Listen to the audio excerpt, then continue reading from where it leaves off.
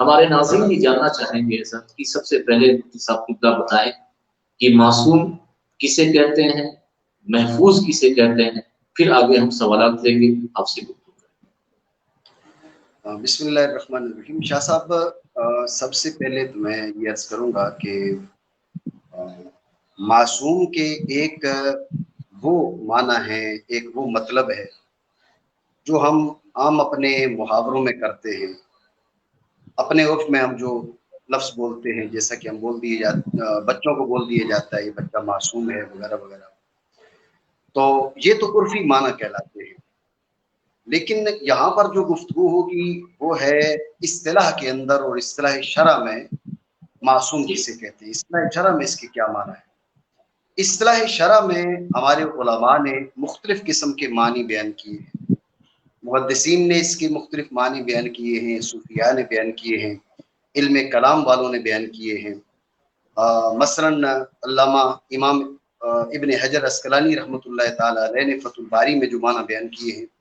اس کا خلاصہ اور حاصل یہ ہے کہ معصوم وہ شخص ہے کہ جسے چند چیزیں اللہ رب العالمین عطا فرماتا ہے۔ ایک تو صفائے جوہر، یعنی اللہ رب العالمین اس کو پاک طینت بناتا ہے، ایک معصوم کے اندر یہ چیز ہوتی ہے۔ دوسری چیز معصوم کے اندر ہوتی ہے، اس کو فضائل بدنیہ اور فضائل نفسیہ دونوں عطا فرماتا ہے۔ تیسری جو چیز ہے، اللہ رب العالمین اس کی نصرت اور ثابت قدمی اس کو عطا فرماتا ہے۔ اور چوتھی جو چیز، جو چیز خاص طور پر عطا کی جاتی ہے کسی معصوم کو، وہ اللہ رب العالمین اس کے قلب کی حفاظت فرماتا ہے اور اس کو توفیق سے نوازتا ہے۔ یہ چند چیزیں پائی جاتی ہیں تو اس کو ہم کہتے ہیں اس میں عصمت پائی جا رہی ہے۔ یہ ابن حجر رحمۃ اللہ تعالی علیہ نے فتح الباری وغیرہ میں اس کا ذکر کیا، اور ابن حجر کے علاوہ مفردات راغب کے اندر بھی اس کا ذکر موجود ہے، اور دیگر بعض مفسرین نے بھی اس کا ذکر کیا ہے کہ سب سے پہلے ہے صفائے جوہر، یعنی جوہر صافی پاک طینت ہوگا، فضائل نفسیہ اور فضائل بدنیہ دونوں اس کے پاس موجود ہوں گے۔ اللہ رب العالمین اسے اس کی مدد فرمائے گا، ثابت قدمی عطا فرمائے گا، پھر اس کے قلب کی حفاظت فرمائے گا اور اس کو توفیق سے نوازے گا۔ ایک تو یہ معنی ہے، یہ محدثین کے ہاں یہ معنی معروف ہے۔ ایک اور معنی ہے علامہ سعد الدین تفتزانی رحمۃ اللہ تعالی علیہ نے جو معنی شرح عقائد میں فرمائے، آپ نے فرمایا کہ عصمت کیا ہے؟ عصمت یہ ہے کہ اللہ کریم بندے کے اندر گناہ کو تخلیق ہی نہ فرمائے۔ اللہ یخلق اللہ تعالی فی العبد ذنبا، اللہ کریم بندے میں گناہ کو تخلیق ہی نہ فرمائے۔ لیکن اس کا یہ مطلب نہیں ہے کہ بندے میں قدرت اور اختیار نہیں رہتی، بندے میں قدرت اور اختیار باقی رہتا ہے، جیسا کہ امام ابو منصور ماتریدی رحمۃ اللہ تعالی علیہ نے تعویلات اہل سنت میں فرمایا کہ عصمت کا یہ مطلب نہیں ہے کہ انسان غیر مختار ہو جاتا ہے، انسان مختار ہوتا ہے، قدرت اور اختیار باقی ہوتی ہے۔ قدرت اور اختیار کے باقی ہوتے ہوئے بھی اللہ رب العالمین بندے میں گناہ کو تخلیق نہیں فرماتا۔ یہ علامہ تفتزانی رحمۃ اللہ تعالی علیہ نے شرح عقائد کے اندر یہ معنی فرمایا، اور اس کے ساتھ اور کئی ایک علماء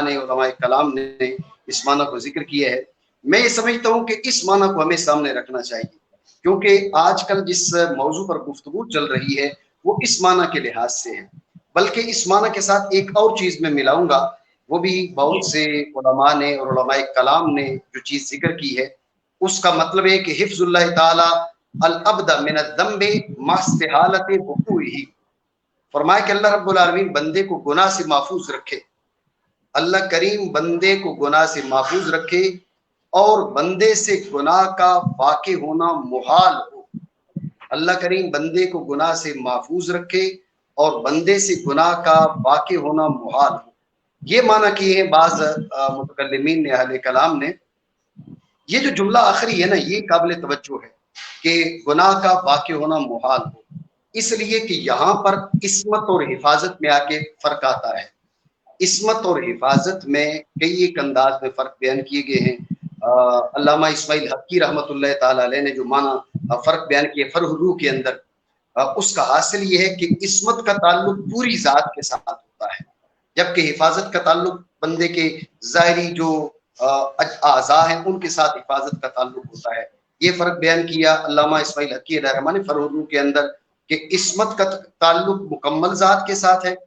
جبکہ حفاظت کا تعلق صرف اور صرف ظاہری بدن کے ساتھ ہے۔ تو یوں معصوم اور محفوظ میں یہ فرق ہوگا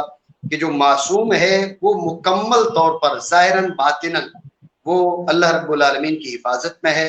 جبکہ جو محفوظ ہے اس کا ظاہر اللہ رب العالمین کی حفاظت میں ہے۔ البتہ دل پر کچھ ایسے خطرات گزر سکتے ہیں جو نہیں ہونے چاہیے، جو ان کی علوم شان کے لائق نہیں۔ یہ علامہ اسماعیل حقی علیہ الرحمہ کی بیان کردہ فرق کے مطابق یہ معنی یہ فرق نکلے گا حفاظت میں اور عصمت میں۔ حفاظت اور عصمت میں ایک اور فرق بیان کیے ہے دستور العلماء وغیرہ کے اندر، اس میں جو فرمایا وہ یہ ہے کہ جو شخص عصمت کا موصوف ہے، یہ میرے جو جملے ہیں وہ قابل، میں آپ سے تو نہیں عرض کروں گا، سامعین سے گزارش کروں گا، جملے قابل توجہ ہیں، اس لیے کہ میں نے بعض اپنے مضامین میں یہ فرق ذکر کیا تو اس کی انتہائی غلط تعبیر کی، بعض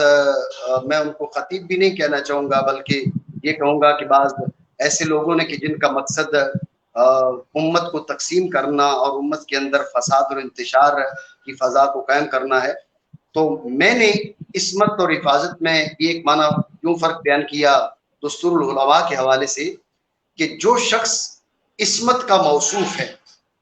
جو شخص عصمت کا موصوف ہے، اگر بفرض محال اس سے ارادہ پایا جائے تو اس کے ارادہ پر فعل کی تخلیق نہیں ہوتی۔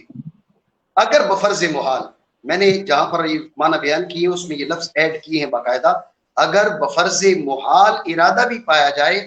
تو اس کے ارادہ پر فعل کی تخلیق نہیں ہوتی۔ تو